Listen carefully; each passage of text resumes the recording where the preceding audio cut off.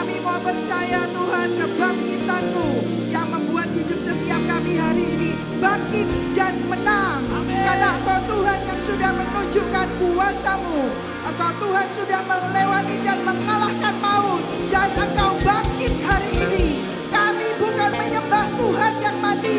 Kami menyembah Tuhan Yesus yang hidup. Dan hidup di dalam kami.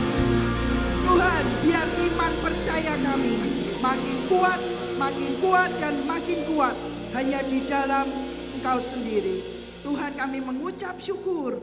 Kami bersyukur kami punya Allah yang hidup. Kami bersyukur Tuhan, dan kami bersyukur karena semuanya anugerah dan kasih sayang-Mu. Kami ada sebagaimana kami ada hari ini. Terima kasih Tuhan. Dan berkati firman-Mu, ajari kami dari firman-Mu Tuhan. Dan biar firman-Mu yang memberi terang buat perjalanan kehidupan kami. Terima kasih Bapa, turunkan roh hikmat, roh wahyu dan roh pengertian. Buat semua kami bisa menangkap firman-Mu Tuhan. Urapi dan Kau Tuhan yang mengurapi hamba-Mu. Dan Kau yang meletakkan setiap perkataan. Apa yang Kau mau untuk hamba-Mu ini sampaikan. Yang sudah Kau berikan dalam hati hamba-Mu.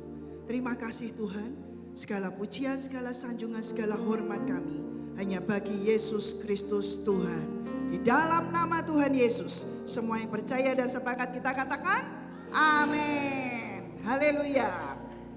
Amin saudara. Semangat saudara ya, kita punya Tuhan Yesus yang hidup. Kita bersyukur kita bukan menyembah Tuhan yang mati. Dan iman kita ada pada dasar dan fondasi kita punya Tuhan yang hidup. Kuburnya kosong. Setiap kita manusia dari generasi ke generasi, dari para pendahulu kita semua mengalami fase lahir, hidup, mati dan ada kuburnya. Ya, tapi kalau Yesus itu berbeda saudara. Dia lahir, dia sebagai manusia, manusia Allah. Dia lebih saudara. Karena dia lahir, dia menghidupi di muka bumi, dia hidup sebagai manusia. Dan dia merasakan semua yang kita alami, yang kita rasakan. Kemudian dia mati, diserahkan bukan karena dosa. Bukan karena kesalahannya. Tapi karena firman Tuhan. Karena mandat yang dari Bapa. Untuk dia menanggung seluruh dosa umat manusia. Dia tanggung. Supaya kita yang berdosa dibebaskan dan dimerdekakan. Ditebus oleh kematiannya. Dan bukan cuma mati berhenti saudara. Setan pikir ini sudah selesai, finish selesai. Ternyata enggak. Firman Tuhan berkata 3 hari kemudian dia bangkit. Dan dia sudah buktikan hari ini kuburnya kosong. Amin saudara, dia bangkit. Dia bangkit, dia bangkit dan hidup di dalam hidup kita. Amin, katakan kanan kirinya, Yesus bangkit, Yesus bangkit. Dan Yesus bangkit di dalamku. Amin ya saudara ya. Waktu saya berdoa saya sungguh-sungguh bergumul saudara. Apa yang baru istilahnya tadi sore ya. Tuhan itu memberikan satu kata. Do you know me? Apakah kamu kenal aku? Apakah engkau itu sungguh-sungguh mengenal aku? Karena saya belajar saudara, murid-muridnya ketika dia berjalan bersama dengan Tuhan. Berjalan bersama disebut murid. Artinya bukan orang biasa. Artinya dia punya kedekatan khusus. Pernah masuk dalam kelas karena disebut murid. Disebut murid Tuhan Yesus. Dan kita belajar pada saat Tuhan bangkit, murid-muridnya tidak bisa mengenali dia. Dan gini yang kita mau belajar saudara.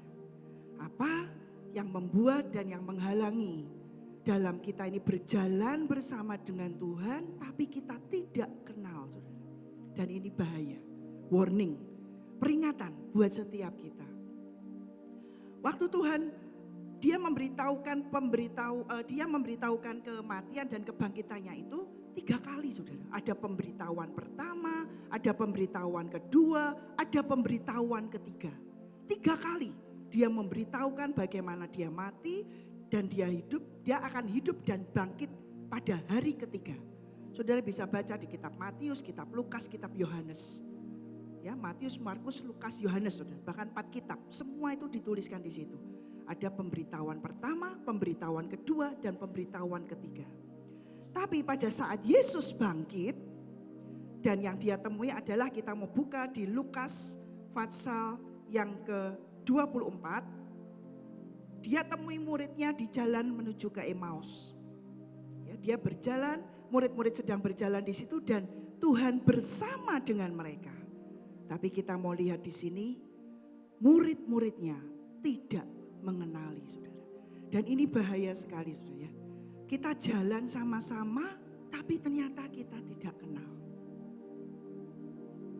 Makanya Tuhan bertanya, do you know me?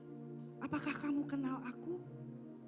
Dan apakah kamu sungguh-sungguh bersama dengan aku? Sekarang kita lihat di Lukas pasal yang ke-24. Ayat yang ke-13 sampai yang ke-16. Pada hari itu juga dua orang dari murid-murid Yesus pergi ke sebuah kampung bernama Emmaus yang terletak kira-kira 7 mil jauhnya dari Yerusalem. Dan mereka bercakap-cakap tentang segala sesuatu yang telah terjadi. Ketika mereka sedang bercakap-cakap dan bertukar pikiran, datanglah Yesus sendiri. Bukan pribadi yang lain. Datanglah Yesus sendiri mendekati mereka. Lalu berjalan bersama-sama dengan mereka. Jadi Yesus setelah bangkit, dia datang, ada murid-muridnya sedang berjalan menuju ke Emmaus. Istilahnya orang bilang tuh nimbrung ya saudara ya, sama-sama, jalan bersama-sama. Alkitab berkata mereka berjalan bersama-sama dengan Yesus. Tetapi ada sesuatu yang menghalangi mata mereka. Garis bawah ini saudara. Ada sesuatu yang menghalangi mata mereka sehingga mereka tidak dapat mengenal dia. Padahal murid saudara. Jadi bukan orang yang jauh. Menurut saya ini murid, memang bukan dari 12 murid. Karena dikatakan di sini murid-murid. Paling enggak mungkin bagian dari 70 murid ini. Tapi Alkitab berkata ada sesuatu yang menghalangi mata mereka sehingga mereka tidak dapat mengenal dia. Apa yang menutupi saudara? Apa yang membuat murid-murid ini tidak bisa mengenali Yesus? Secara mata jasmani aja gak bisa, padahal bersama-sama dengan Tuhan ini. Mereka berjalan 3,5 tahun. Dan Tuhan Yesus sudah memberitahukan bagaimana kematiannya dan bagaimana dia akan bangkit pada hari yang ketiga. Tapi mereka seperti lupa atau enggak percaya saudara. Dan Alkitab berkata mata mereka ada yang menghalangi.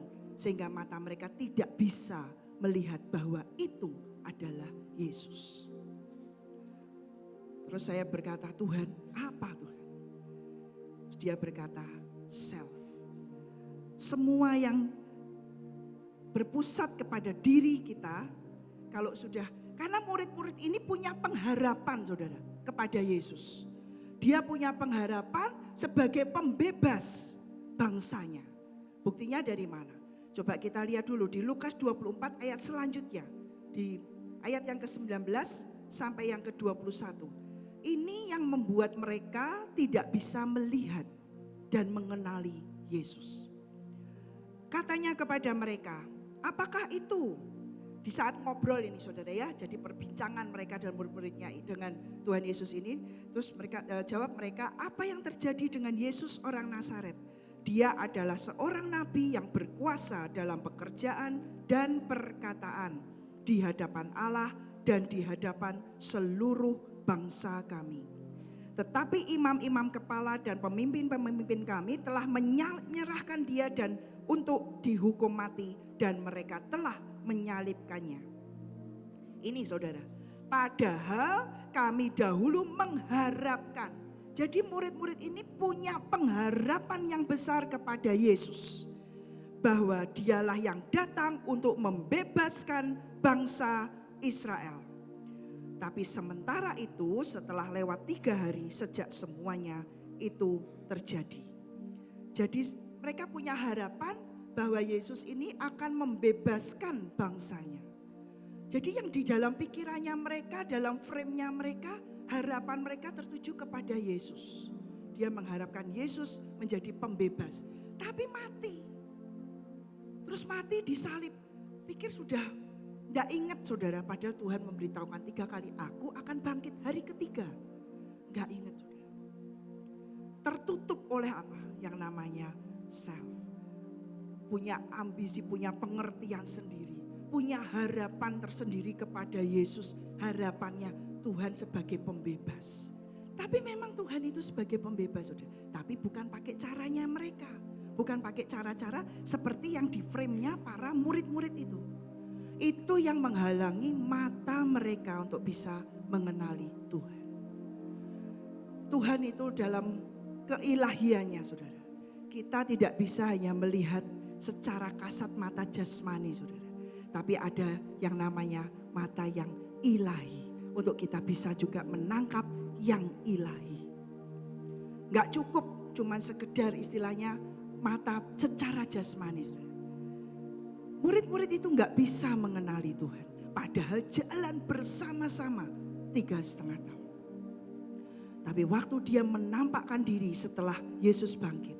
Dalam perjalanan menuju ke Emmaus. Terselubung oleh apa? Oleh dirinya sendiri. Oleh ambisinya sendiri. Oleh keinginannya sendiri daripada murid saudara. Kemanusiaan kita, self kita, itu benar-benar tidak menghalangi kita untuk bisa menangkap yang ilahi. Tuhan berkata, jika engkau mau mengikut aku, engkau harus menyangkal diri dan memikul salibmu setiap hari. Artinya die to self. Kematian buat diri kita saudara. Mati secara pikiran kita mau selaraskan dengan yang ilahi. Ketika Tuhan memberikan firman, ketika Tuhan berbicara dalam hidup kita, tidak selalu bisa kita mengerti hanya dengan pikiran secara manusia kita. Tapi kita mesti belajar menundukkan diri kita dan kita menyelaraskan dengan yang ilahi. Dan di situ kita akan belajar makin mengenal Tuhan. Bahaya saudara dalam kita berjalan bersama tapi gak kenal. Itu yang juga paling saya takutkan dalam hidup saya. Tuhan sudah melakukan banyak hal tapi ternyata berjarak. Ternyata tidak really close dengan Tuhan. Apa yang menjadi penghalang yang terbesar untuk kita bisa menangkap semua perkara ilahi, menikmati semua kebangkitannya dalam hidup kita, itu diri kita sendiri. Cara kita, pengertian kita, semua yang I, me, myself, nah itu me ya, semua aku dan aku dan aku itu menghambat dan menghalangi mata kita untuk bisa melihat Yesus secara ilahi. Padahal dalam perjalanan kehidupan kita saudara, firman-Nya ya dan amin. Firman-Nya tidak pernah berubah dari dulu, sekarang dan selamanya. Dan Tuhan sungguh merindukan setiap kita menikmati dan mengalami kebangkitan itu. Kebangkitannya, Dia mau setiap kita bangkit saudara. Tapi terutama apa? Roh kita, manusia batiniah kita dibangkitkan untuk kita makin mengenal Tuhan. Karena Yohanes berkata, aku adalah roh, barang siapa datang dan menyembah aku, dia menyembah dalam roh dan kebenaran. Musuh terbesar adalah self. Musuh terbesar adalah diri kita sendiri. Untuk kita bisa melihat Yesus secara ilahi saudara. Yang harus kita sangkali diri kita saudara. Kita ini perlu terus minta pengertian, pikiran, perasaan kita ini ditundukkan. Kalau kita tidak menundukkan daging kita bisa menyeret kita jauh dari Tuhan. Kalau kita tidak menundukkan daging kita saudara, menaklukkan daging kita sendiri, mati terhadap semua yang dari diri kita sendiri saudara. Saya tahu tidak semudah kata-kata. Karena peperangannya itu ialah apa? Di daging kita saudara. Ketika kita mau mengikuti berjalan bersama dengan Tuhan di dalam roh, yang kita sangkali itu semua yang daging. Kita mati secara daging, kita akan dibangkitkan secara roh. Kematian dalam semua diri kita sendiri, nanti yang ilahi itu akan bangkit dalam hidup kita. Dan di sini saudara, Tuhan itu mengingatkan untuk kita belajar dan waspada. Karena tipis sekali saudara. Ya sepertinya ini Tuhan, tapi ternyata diri kita sendiri. Itulah sebabnya kita perlu terus cek dan recheck hati kita. Ya, apakah ini murni dari Tuhan? Apakah ini yang Tuhan mau? Dan kita ini sudah jalan bersama-sama dengan Dia. Tapi kita nggak kenal Dia.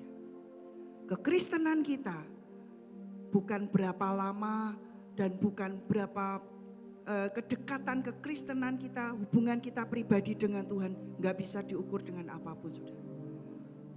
Ukurannya adalah ketika kita mau menyangkali diri. Itu tadi, mengikut aku, kamu berarti menyangkal dirimu dan memikul salibmu.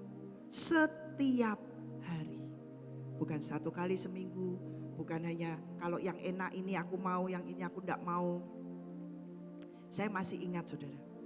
Waktu itu saya bergumul ya, anak muda, teman hidup saudara ya, punya pacar, senang sama sini, ke sana gitu.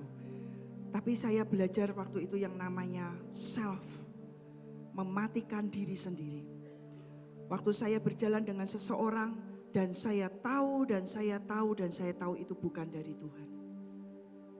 Tapi suka, apalagi masih geloranya anak muda, masih senang ya saudara ya.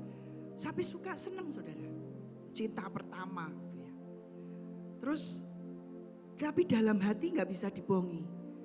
Tahu ini bukan dari Tuhan. Hari itu saya masih ingat, saya pulang dari gereja. Setelah saya pelayanan, saya akan main keyboard gitu ya.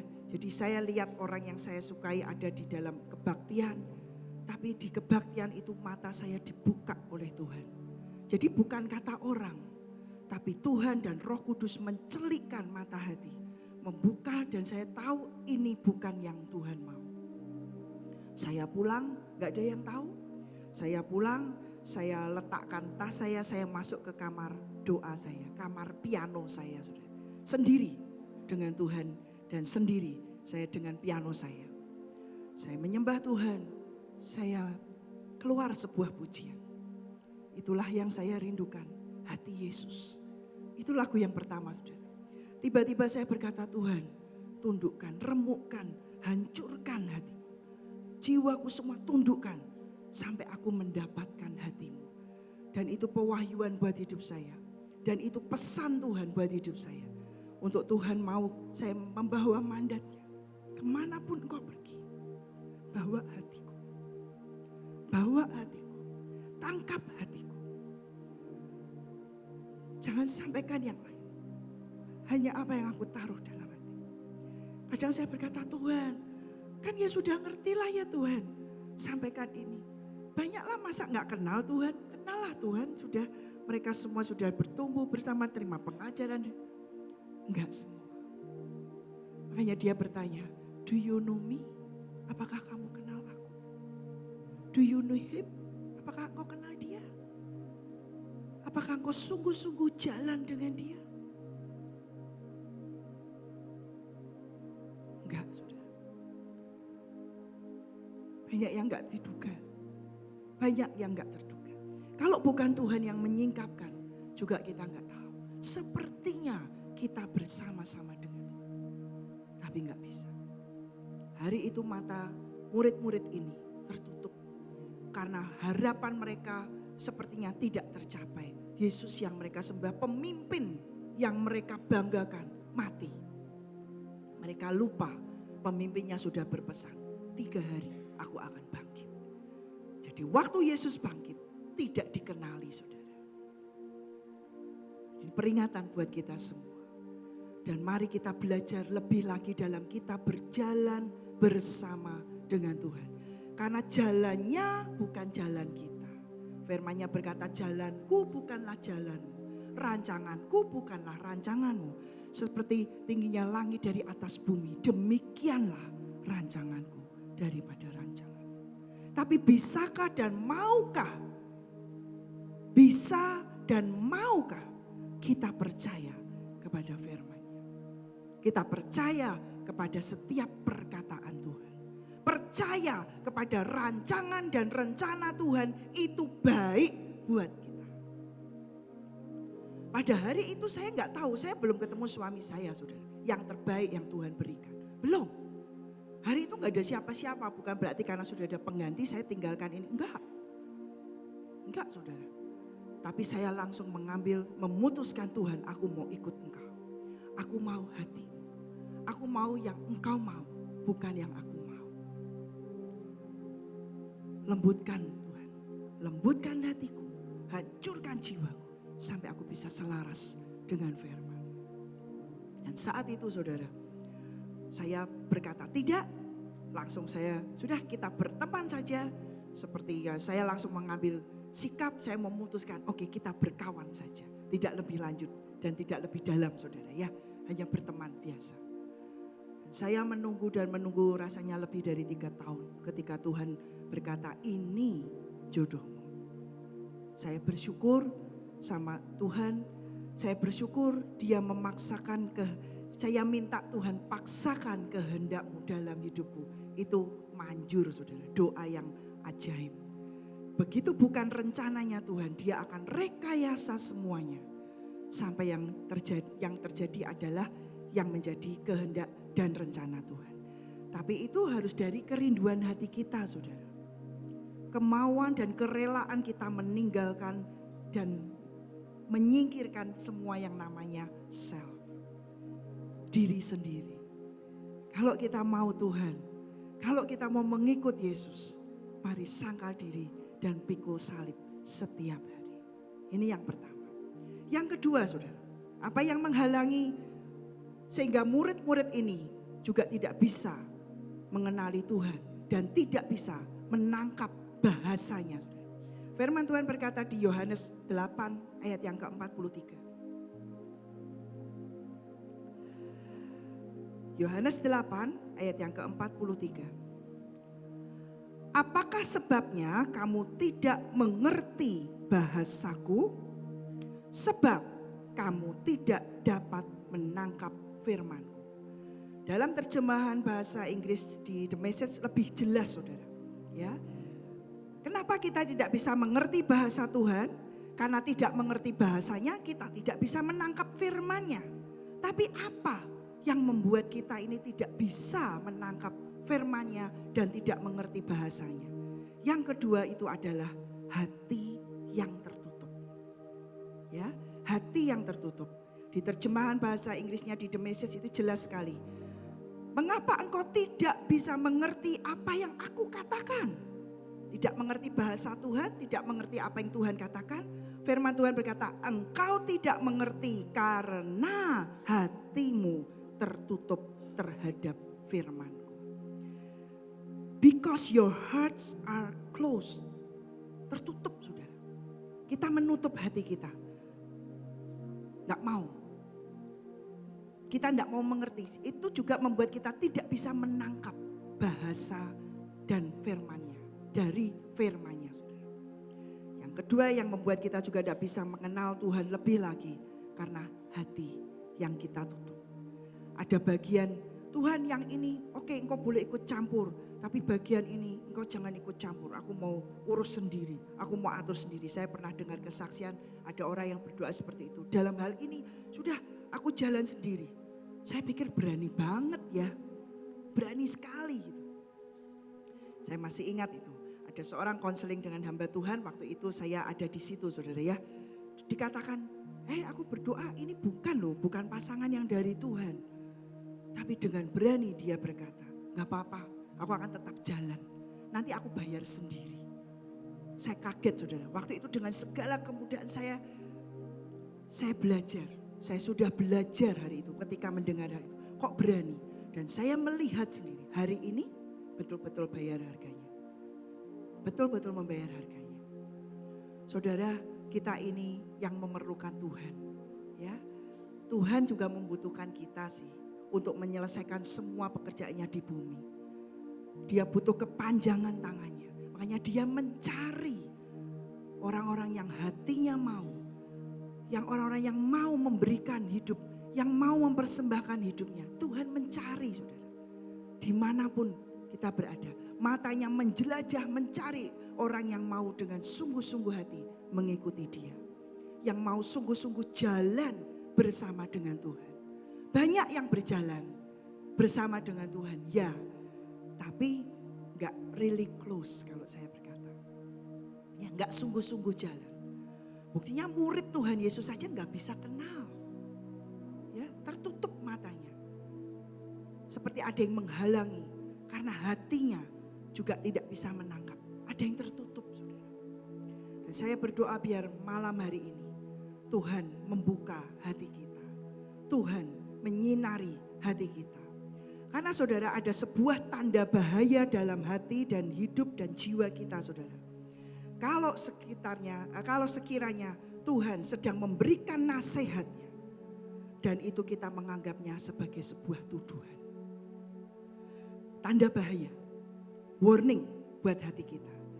Kalau sebuah teguran dianggap itu sebagai tekanan.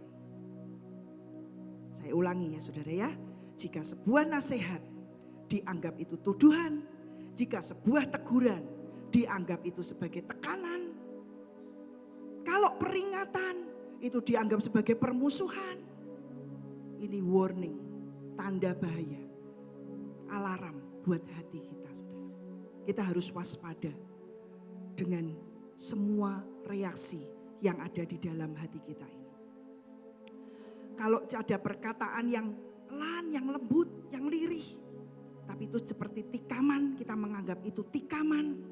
Yang gak beres, yang harus kita koreksi adalah hati kita. Saya belajar dalam semua situasi apapun yang terjadi dalam hidup kita ini saudara. Pertama-tama mari minta Tuhan menerangi hati kita saudara. Karena firman Tuhan berkata sumber dari segala kehidupan dimulai dari hati. Bukan dari pikiran, bukan dari apapun, dari perasaan kita. Tapi Alkitab berkata kehidupan dimulai starts from your heart. Dimulai dari hati. Dan ini pegang peranan kunci yang luar biasa. Begitu kita menutup hati, siapa yang bisa buka? Kecuali kerelaan hati kita sendiri membuka hati. Yesus pribadi yang sangat sopan. Roh Kudus pribadi yang sangat lembut. Dia akan ketuk pintu hati kita. Dia tidak asal main terobos. Tapi dia pribadi yang sangat lembut. Dia ketuk ketika dia mau masuk. Jika kita membukakan pintu dan kita mempersilahkan dia masuk, dia akan masuk. Saudara. Dia akan masuk dalam hati dan hidup kita. Dan disitulah akan membuat kita memiliki kehidupan yang berbeda. Karena ada Yesus dalam hati. Saya berdoa malam hari ini biar terang Tuhan. Kebangkitannya, kuasa dari kebangkitan mentransformasi hati kita. Mencelikkan, membuka mata kita. Makin mengenal dia dalam kita berjalan bersama dengan Tuhan. Temanya bulan ini kan berjalan dengan Tuhan. Tapi sungguhkah kita jalan dengan Tuhan? Maukah dan relakah kita berjalan bersama-sama dengan Tuhan? Mengikuti setiap langkah dan arah di mana Tuhan mengarahkan kita. Pertanyaan itu. Biar saudara jawab dalam hatimu sendiri. Tapi Tuhan memperingatkan. Kalau kita sudah ada alarm di hati, tandanya Tuhan mengasihi kita. Dia mau menarik kita ini balik. Saudara. Waktu kisah Daud saudara ya, dengan 3 triwiranya. Waktu itu Daud sedang bergumam, dia pengen air dari perigi. Cuman bergumam saudara. Dan dia kan punya banyak pasukan. Kan punya banyak pasukan, bukan cuman 3 perwira ini. Tapi dari sekian banyak pasukan ada yang disebut di sini 3 perwira ini yang mendengar suara lirih dari Daud yang bergumam dia pengen air dari beriki. Berjalan bersama-sama belum tentu kita bisa mendengar dan menangkap isi hati dari Tuhan dan pemimpin kita, saudara. Tadi saya diingatkan ada ilustrasi, saudara ya. Entah benar, saya rasa benar lah. Ada sepasang suami istri sedang berjalan, ya, berjalan bersama-sama, terus bicaranya keras banget, padahal close deket. Tapi ngomongnya tuh sampai teriak-teriak, saudara. Padahal deket. Sebenarnya cuman berbisik juga dengar sih, kan bersebelahan gitu loh. Tapi ini teriak-teriak sampai keras sekali, saudara. Kedekatan. Tapi karena sedang ribut hati gak beres, serasa jauh. Jadi perlu teriak supaya baru dengar, saudara. Ya, padahal dekat. Dekat sekali. Tapi ketika hatinya jauh, perlu teriakan, saudara. Kalau kita dengan Tuhan juga sama. Kalau kita close, gak perlu teriak-teriak, saudara. Karena Alkitab tuliskan, aku Tuhan mengetahui rahasia hati. Bahkan sebelum mulutmu mengucapkan kata-kata, Mazmur 139, aku Tuhan sudah mengetahuinya. Betapa dia Tuhan sungguh bisa melihat seluruh kehidupan kita. Tidak ada yang bisa kita sembunyikan, saudara. Saya paling takut, saudara, dalam hidup ini. Hati ini, saudara. Hanya selalu setiap hari, setiap saat. Tuhan, jamin dan paksakan kehendak-Mu. Jagai setiap langkah, setiap perjalanan. Jagai hatiku tidak menyerong ke kanan maupun ke kiri. Karena ini sangat fragile, ini sangat saudara, sangat istilahnya tidak ada yang tahu isi hati. Kalau tidak Tuhan yang singkapkan, saudara. Saya pikir wah ini sudah murni, tapi ada motivasi-motivasi yang tidak benar. Suami saya kemarin cerita, saudara. Saya baru dengar juga tuh, kemarin bersaksi. Pergi dalam sebuah pelayanan, dia beresi kursi, ikut-ikut beresi kursi gitu loh. Sebetulnya ya biasa, itu biasa kami lakukan juga, saudara. Tapi tiba-tiba dalam hatinya itu ada sampai malu dengan Tuhan, saudara. Karena tiba-tiba diterangi, kamu punya motivasi meringkesi kursi supaya dilihat orang. Waduh, malu sekali, saudara. Padahal ya mungkin natural juga mengerjakan itu, saudara. Tapi ketika terang Tuhan menerangi hatinya, dia lihat, waduh, punya motivasi yang gak lurus. Tapi bersyukur kalau Tuhan menegur, kalau Tuhan menyinari hati kita dalam kebenaran firman Tuhan dan meluruskan jalan kita. Bersyukur, saudara, karena kita tidak dianggap sebagai anak gampang, tapi anak-anak yang dikasihi Tuhan. Dia mau setiap kita terus jalan dengan Tuhan, terus bersama-sama dengan Tuhan. Hanya kalau firman Tuhan ketika berkata teguran dari firman-Nya juga kita anggap ini firman Tuhan, waduh seperti pedang ya datang gitu. Terus kita mengelak, rugi sendiri, saudara. Dan itu artinya ada yang tidak beres dalam hati kita. Mari setiap hari kita minta hati kita ini diberesi dan diterangi oleh Tuhan. Waktu itu saudara, sampai ada quotes yang berkata bagus, some hearts understand each other even in silence. Dalam keheningan karena saking dekatnya, saudara, kita bisa mengerti. Kita bisa menangkap apa yang dimau. Seperti Triwira ini. Daud hanya bergumam. Bergumam itu sebenarnya ngomong dalam hati loh. Enggak seperti bersuara loh, saudara. Lirih sekali suaranya. Mungkin mengeluarkan suara lirih. Tapi 3 Triwira ini bisa menangkap, bisa mengerti hati pemimpinnya ini kepingin minum air dari beriki. Mari belajar, saudara. Saya punya pengalaman, punya tim dalam pelayanan, saudara ya. Satu hari karena saya mengingatkan dia karena mau pulang, mau pergi naik kereta api. Jadi saya berkata jangan terlambat ya, nanti jam sekian kamu ke stasiun gitu loh. Saya ngomong sebetulnya natural, saudara. Kenapa saya ngomong? Saya punya dasar. ini tim saya ini, saya pernah mendapati beberapa kali ketinggalan karena terlambat. Ya, jadi sebagai pemimpin saya mengingatkan, nanti ya keretanya jam sekian, nanti jangan terlambat ke stasiun. Saya biasa saudara, saya enggak marah, saya enggak keras ngomongnya, biasa aja. Ini saudara, kalau istilahnya saran saya mengusik hatinya saudara. Ya, dia merasa kenapa sih Ciripka ini enggak percaya sama saya, kan udah gede, saya kan tahu jam. Ngomong, karena saya ngomongnya tuh enggak sekali saudara. Sekali, ternyata saya ngomongnya tuh sampai 3 kali tanpa saya sadari saudara. Tanpa saya sadari.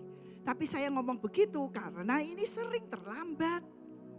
Ya, pernah juga ketinggalan baik pesawat, baik ketinggalan kereta api, baik ketinggalan bus. Jadi saya ini sebagai pemimpin mengingatkan. Saya berkata, nanti jam sekian loh ya kamu ke stasiun. Ya ini saudara, jika istilahnya peringatan dianggap sebagai tekanan. Kenapa sih aku diburu-buru terus istilahnya. Yang gak beres hatinya. Setelah sadar marah saudara. Marah akhirnya puji Tuhan.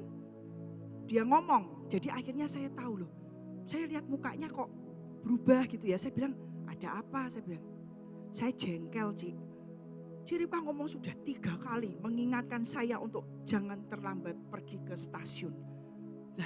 Ya buat saya itu wajar, buat saya itu natural. Saya berkata ya jangan terlambat ya.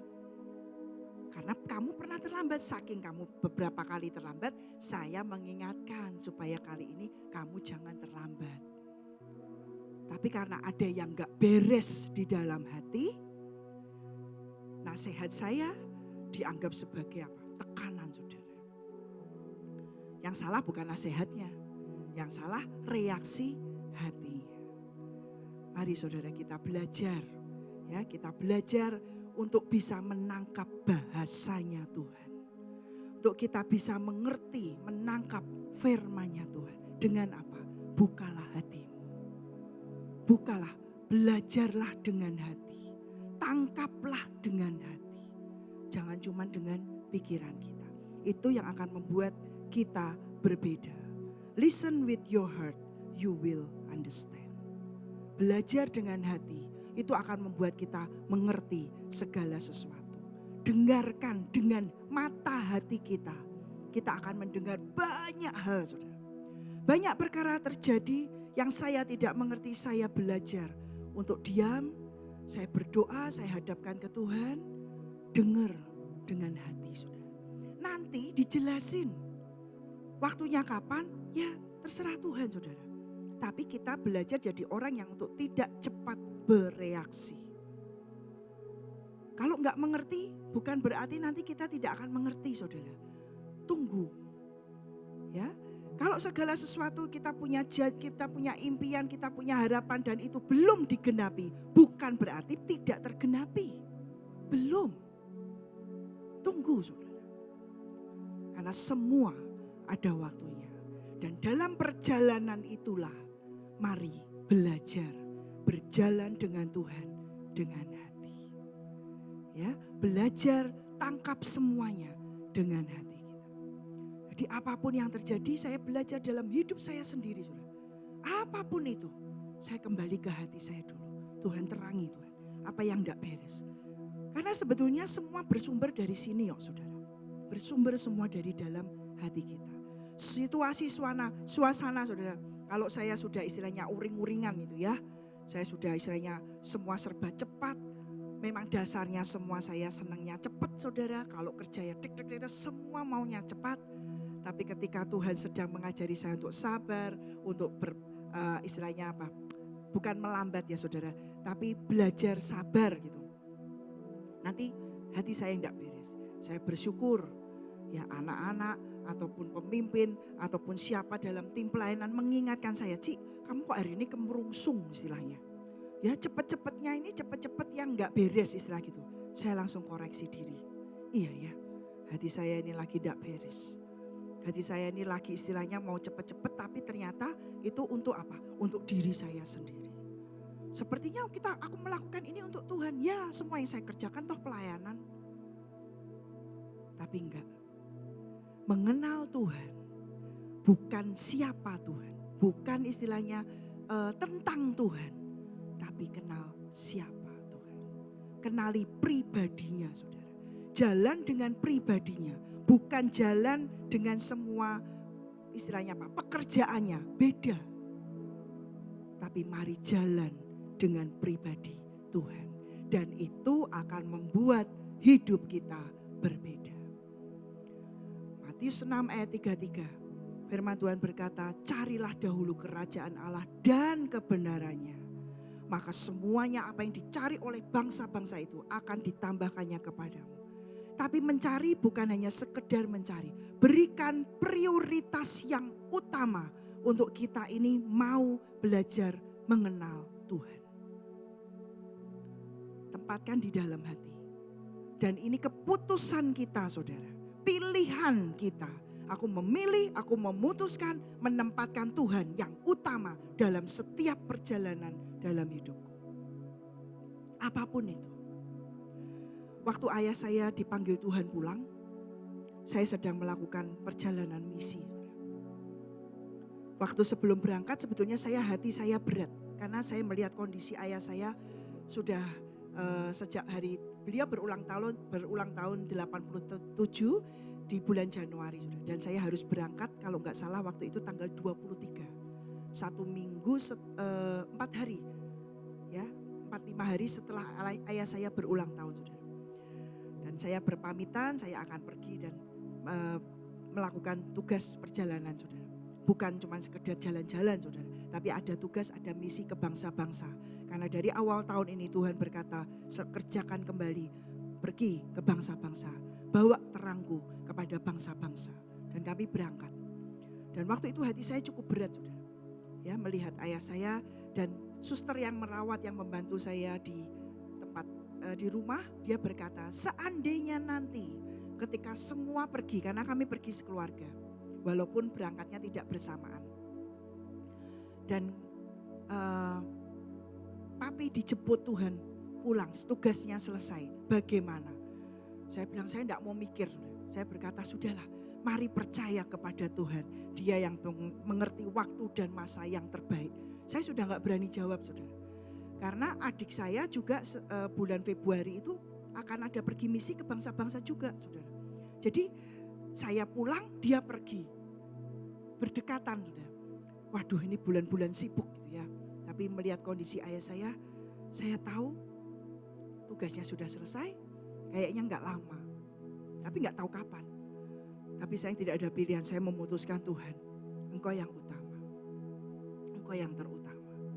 Saya mau, kalau itu sekedar pergi liburan saya cancel, saudara. Karena itu yang terjadi waktu tahun 2020 ketika mama saya juga dijemput Tuhan pulang. Hari itu harusnya saya juga pergi, tapi pergi liburan, saudara. Dan di situ saya cancel semuanya. Saya matikan daging saya. Ya saudara, saya singkirkan, saya sudah gak mikir rugi, apa tiket dan lain sebagainya. Saya cancel semuanya.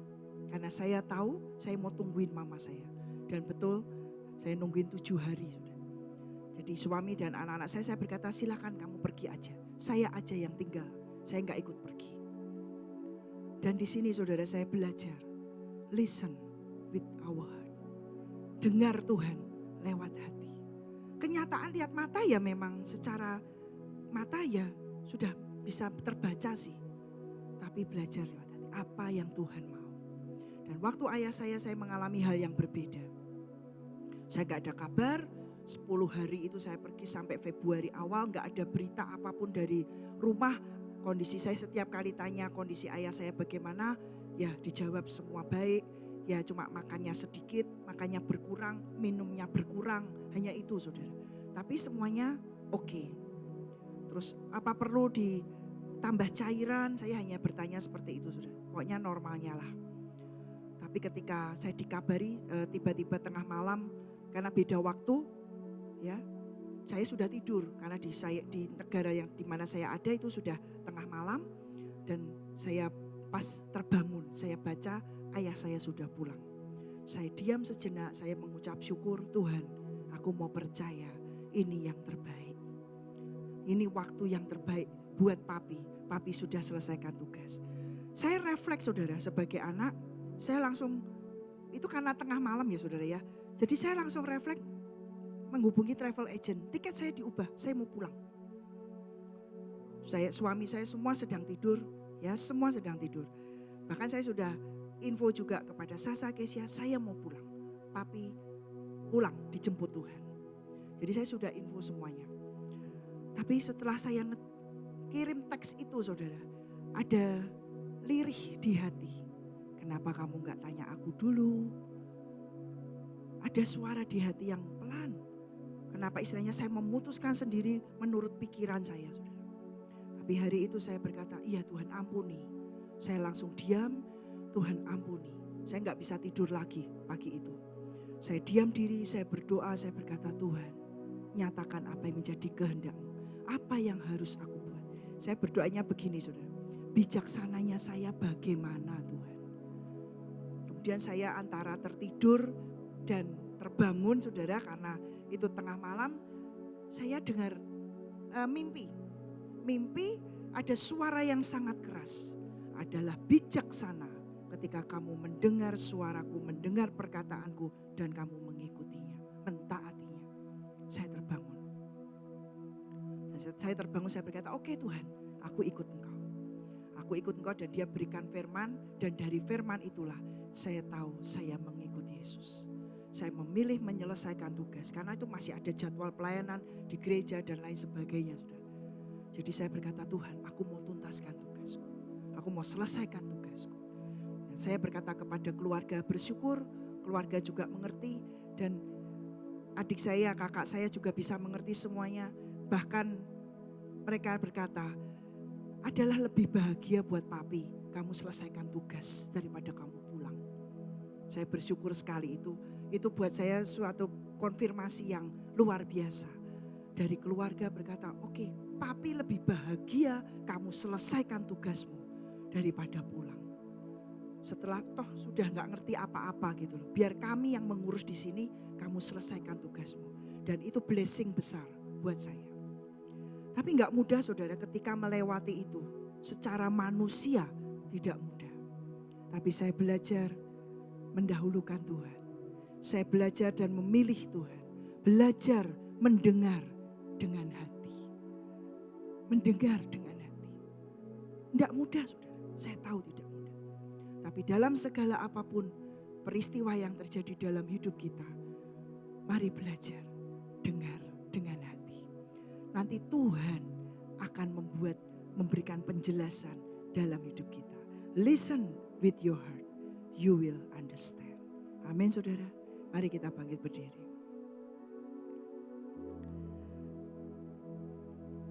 Ayat yang terakhir. Di Yosua pasal yang ke-24 ayat yang ke-14.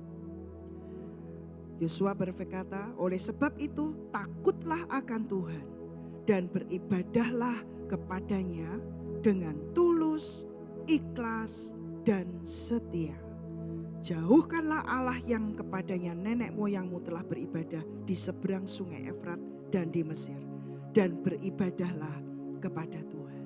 Dalam kita berjalan bersama dengan Tuhan, dalam kita mengikuti Tuhan, dibutuhkan ketulusan, keikhlasan, dan kesetiaan. Ya, ketulusan, keikhlasan, dan kesetiaan. Dan inilah yang akan memberikan jaminan, kita bisa menuntaskan sampai garis akhir. Dalam berjalannya kita dengan Tuhan, mari kita minta Tuhan beri aku hati yang tulus, hati yang murni, ikhlas, hati yang rela saudara. Ikhlas itu rela. Ya, orang tulus belum tentu ikhlas. Tapi orang ikhlas pasti tulus. Amin saudara. Sekali lagi, orang yang tulus belum tentu ikhlas. Bisa aja dia tulus rela, dia oke, memberikan dengan kemurnian, tapi tidak rela saudara. Tidak ikhlas. Makanya dia tuliskan di sini tulus, ikhlas dan setia. Saya percaya setiap firman Tuhan yang tertulis bukan sekedar ditulis, tapi dibutuhkan dalam kita berjalan bersama dengan Tuhan. Dengan ketulusan hati, dengan keikhlasan hati, dan kesetiaan. Kesetiaan akan berbicara dan kita akan diuji oleh waktu. Bisakah kita setia dengan Tuhan? Ketika kita sedang berjalan melewati lembah, bisakah kita tetap setia dengan Tuhan? Ketika Dia bawa kita ke gunung yang tinggi, bisakah kita tetap setia dengan Tuhan? Enggak mudah, saudara. Tapi mari kita minta dengan Tuhan. Tuhan, karuniakan hati yang tulus, hati yang ikhlas, dan hati yang setia. Setia untuk mengikuti Tuhan. Terima kasih Tuhan. Terima kasih Tuhan.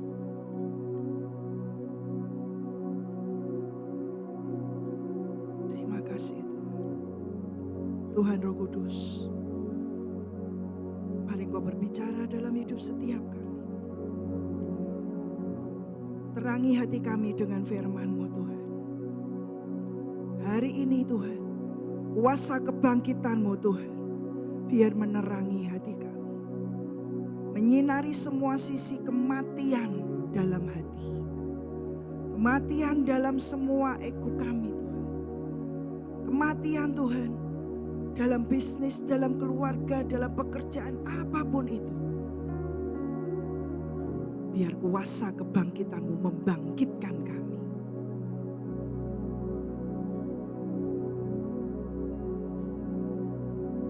Terima kasih Tuhan. Terima kasih Tuhan. Jiwaku terbuka untuk-Mu Tuhan. Selidiki, nyatakan segala perkara. Singkapkan semua yang terselubung, supaya ku layak di hadapan-Mu Tuhan. Biar ini jadi doa kami Tuhan. Kami mau buka jiwa kami di hadapan-Mu Tuhan. Untuk-Mu Tuhan. Selidiki kami Bapa. Nyatakan segala perkara. Singkapkan semua yang terselubung,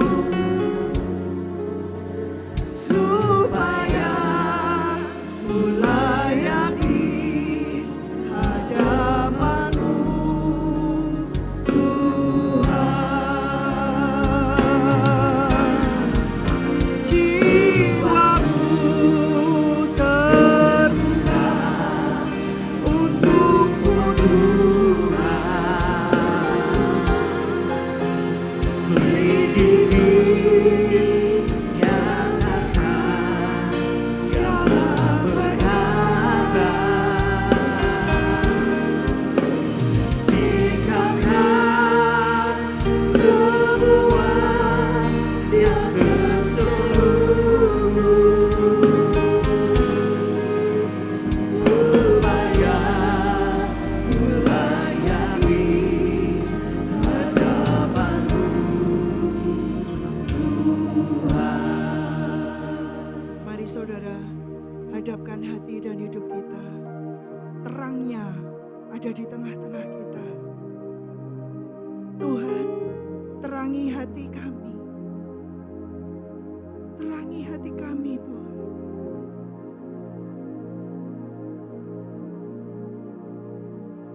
Kuasa terang-Mu Tuhan yang sanggup menyingkapkan semua yang terselubung. Kuasa terang-Mu yang sanggup menerangi semua sisi yang gelap dalam hati kami yang tidak kami sadari. Malam hari ini Tuhan, hamba sungguh minta kuasa terang firman-Mu Tuhan. Terangi hati, pikiran dan jiwa kami, Tuhan. Dan sungguh di hadapan-Mu tidak ada yang bisa kami sembunyikan. Semuanya terbuka. Semuanya terbuka. Dan biar perjalanan kami bersama dengan Engkau ya Tuhan, semakin terbuka Tuhan. Tidak ada yang kami sembunyikan. Tidak ada yang kami sembunyikan. Dimanapun saudara-saudara kami yang berada yang streaming, biar terang firman-Mu juga menerangi mereka dimanapun mereka berada. Tuhan, Engkau yang berbicara pada setiap kami. Dan Kau buat kami mengerti Tuhan. Malam hari ini ajari kami belajar dengan hati. Ajari kami Tuhan mendengar dengan hati. Dan Kau Tuhan yang akan membuat kami akan mengerti setiap rencana apapun yang Engkau inginkan. Dan apa yang harus kami kerjakan, apa yang harus kami lakukan. Engkau Tuhan akan buat kami mengerti. Terima kasih Tuhan. Biar malam hari ini inilah penyembahan kami kepadamu. Kami mau buka hati, kami mau buka jiwa kami terbuka di hadapan-Mu Tuhan. Untuk Engkau selidiki, untuk Engkau nyatakan. Dan Engkau yang tarik setiap hati kami berbalik kembali kepadamu. Kalau ada jalan kami yang serong, hari ini diluruskan kembali. Kalau ada hati kami yang berlubang, firman-Mu Tuhan yang akan meratakan hati kami. Dan kami mau buka Tuhan di hadapan. Jiwaku terbuka. Mari sembah Tuhan. Sembah Tuhan. Ini bukan sekedar nyanyian. Selidiki, ini doa kami Tuhan. Nyatakan segala perkara ya Bapa. Singkapkan semua yang terselubung, yang tidak kami sadari Tuhan, yang terselubung, supaya kami Kau dapati layak di hadapan-Mu. Layak di hadapan-Mu Tuhan.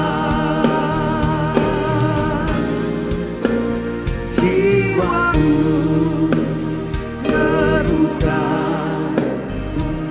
untuk rapatakai karena lapatakai dia rapatakai karena bahasa karena kaya dia rapatakai karena lapatakai karena lapatakai karena dia rapatakai karena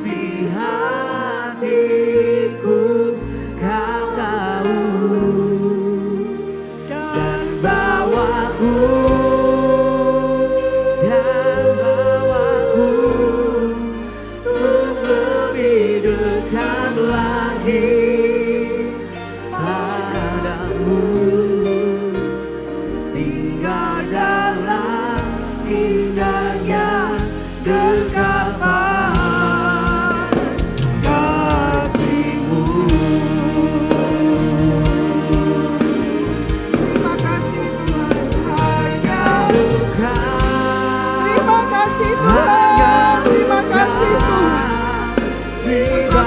yang pribadi mengenal hati kami. Yang terdalam dalam setiap kami Engkau tahu.